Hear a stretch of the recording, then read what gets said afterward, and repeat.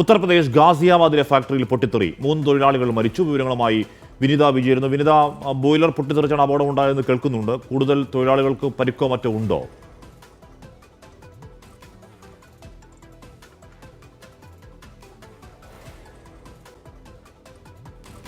ഉത്തർപ്രദേശിലെ ഗാസിയാബാദിലാണ് ഫാക്ടറിയിൽ പൊട്ടിത്തെറി ഉണ്ടായത്. 3 തൊഴിലാളികൾ മരിച്ചു. ഗാസിയാബാദിലെ ഒരു ഫാക്ടറിയിൽ ബോയിലർ പൊട്ടിത്തെറിച്ചാണ് ഈ അപകടമുണ്ടായത്. വിനിത, കൂടുതൽ തൊഴിലാളികൾക്ക് പരിക്കോ മറ്റോ ഉണ്ടോ?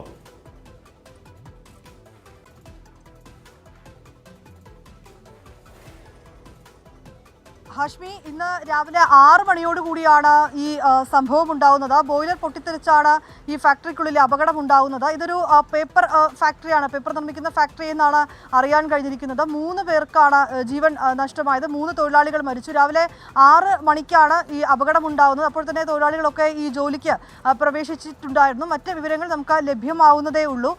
ഈ 3 പേരുടെയും ബന്ധുക്കളടക്കം വിവരം അറിയിച്ചിട്ടുണ്ട് എന്നാണ് പോലീസ് പറയുന്നത്. ഒപ്പം തന്നെ പരിക്കേറ്റവർക്ക് കൃത്യമായിട്ടുള്ള ചികിത്സ നൽകിയിട്ടുണ്ട്. ഈ അപകടത്തിന്റെ മറ്റ് കാരണങ്ങൾ ഉൾപ്പെടെയുള്ള കാര്യങ്ങൾ അന്വേഷിച്ചു വരികയാണ്. ഹാഷ്മി.